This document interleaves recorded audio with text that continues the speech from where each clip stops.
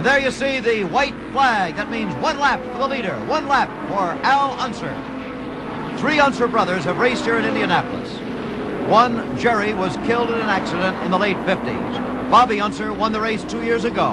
And now by completing this lap, Al, who celebrated his 31st birthday just yesterday, can complete the first brother act in victory at Indianapolis. Foyt is hanging on, Jim, running low on the track. He's going to finish. But it appears it will be Al Unser the winner right here, the Johnny Lightning Special, with Mark Donohue second and Dan Gurney third, Donnie Allison fourth, and Jim McElreath fifth. Foyt's car is going extremely slow on the track. He's being passed by many cars, Jim. The crowd of more than 300,000 on their feet now, paying tribute to the apparent victor. There's the checkered flag. He takes it, and it's all over. Al Unser has won the 1970 Indianapolis 500.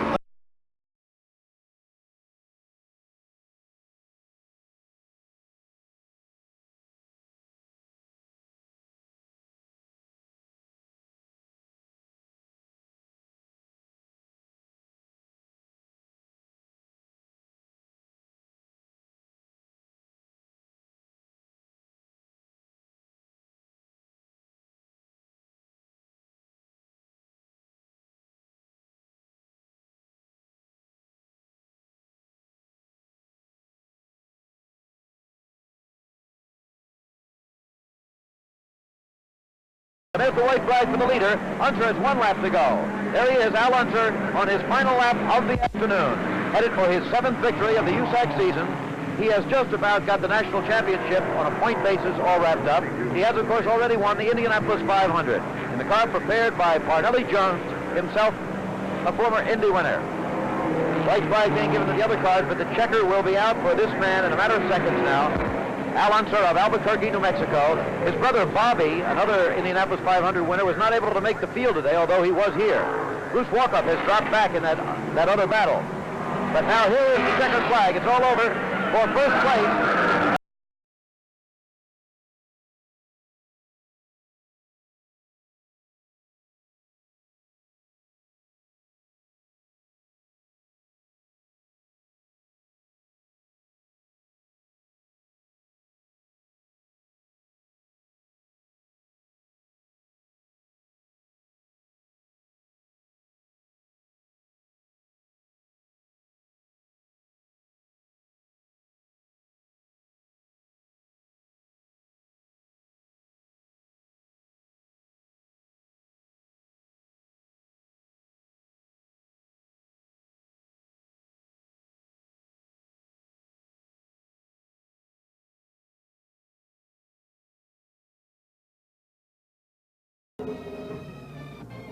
There's the white flag. 1 more lap, and he goes to the bank.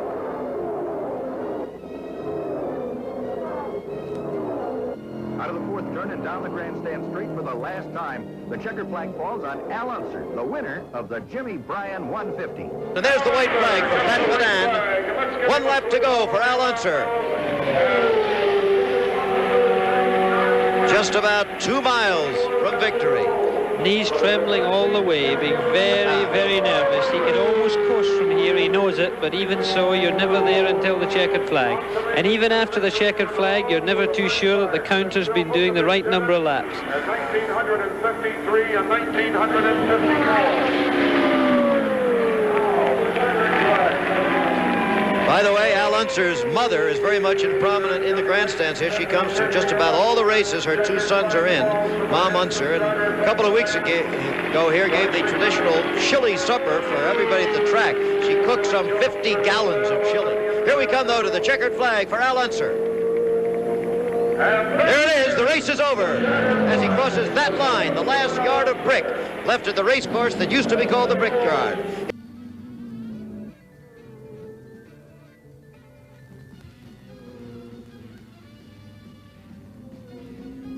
The Johnny Lightning Special rips out of the 4th turn and screams under the checkered flag. It's 2 weekends, 2 races, 2 wins, and back-to-back victories make any driver mighty happy.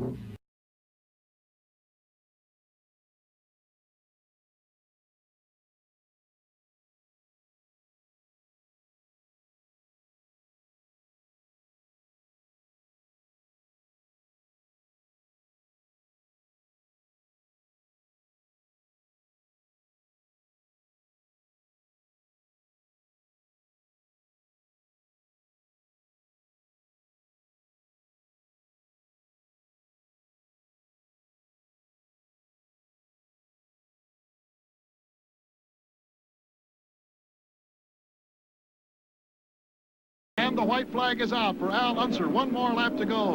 And now Gordon Johncock will also get the white flag, which means that I guess he could just about coast in around this mile circuit and win the National Driving Championship. Half a lap to go for Al Unser. Very popular driver from Albuquerque, New Mexico. And he's coming into turn 3 here. Now is Gordon Johncock really slowing down on that backstretch. He doesn't want to take any chances. And the checkered flag is out for Al Unser. He wins the Arizona 150.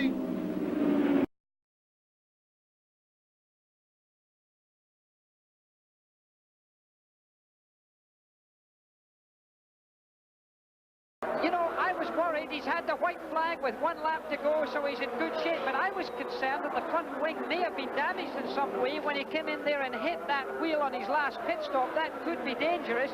Look at this. There's another car behind him there. That's Gordon Johncock. He's keeping well out of Gordon Johncock's way. He doesn't want to begin getting involved in any race at this time with only half a lap to go. Half a lap until his 3rd Indianapolis 500 victory. He's slowed down now, if you call it slowing down, to 179.140 miles per hour. Slowed down about 5 or 6 miles per hour, and Johncock would buy him.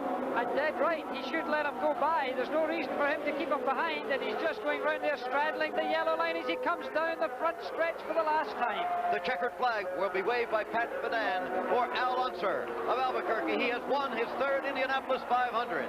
Al Unser, who won at Indianapolis that year, went on to claim his 2nd Pocono 500 triumph.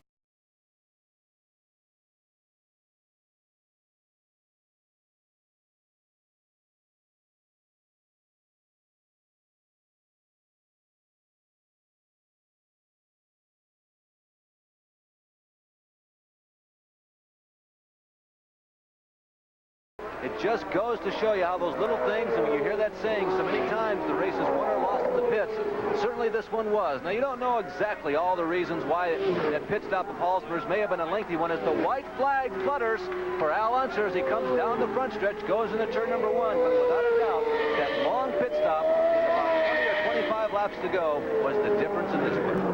Since 1956, in terms of road races, this is Al Unser's 43rd start in a road race, and this will be, if he can hang on for another little over half a lap, will be his 5th win on a road course since 1956. Mario Andretti has won the most races on road courses since 1956 with 10. Dan Gurney 2nd, Rick Mears 3rd, Bobby Unser 4th, and Al Unser in 5th place. But he's going to pick up another win and tie his brother for 4th place in just a matter of moments, it would appear.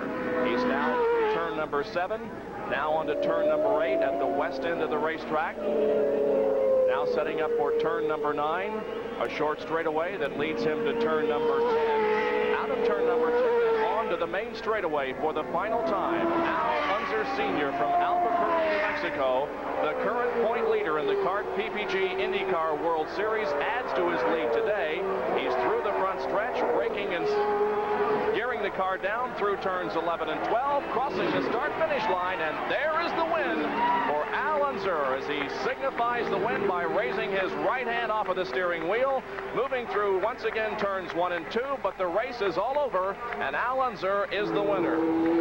Now here is Al Unser Sr., the leader of this race, completing lap number 147, passing Steve Chassis on the backstretch, actually getting a little high on the racetrack going into 3 and getting out of the throttle. He'll be a little bit more careful, having a lap advantage, but look at Al Unser Jr., who has closed in on his father. They are a lap apart, but Sr. Has suddenly found himself with a little bit of race from his son. Well, it gives him something to do here the final laps. He disposes of Steve Chassis. He looks to the inside of Jeff Brabham, being very careful. He knows he has a very big lead. There's no need to give the charge that Al Unser Sr. gave earlier in today's race. Al Unser Jr. moves right up behind Dad, takes a look to the inside. Dad may give him away around, but I doubt it. He would probably like to hold him back there. We are on the final lap of the race. Al Unser Sr. in first, Al Unser Jr. in second, but they are more than a lap apart. Here they are in turn number 3 now. Al Unser Sr. comes off of corner number 4, and the checkered flag is waved. He raises his hand. Al UNSER Sr. wins the Dana 150. We see him coming up to one lap. His hands are shaking so badly, he could barely get his earpieces in. So no one is ever immune to the pressures of this place, and I don't think on this last lap that he's immune to it either in that cockpit. Do you? Boy, Karen doesn't want to look. Karen doesn't want to look. Face, that tells you the story. She just crossed her fingers. She got everything crossed. She just praying to God that he can make it around the rest of this last remaining lap. He's in the short chute between turns 1 and 2. Going down the back stretch. Now he's into turn 3. He can coast from there, right? Just about. When he comes off at turn 4, he can slide across. That's Chris Mears, Rick Mears' wife, hugging Karen. And now here it is. Your brother, Al Unser, joins A.J. Foyt as one of only 2 men ever to win the Indianapolis 500 4 times.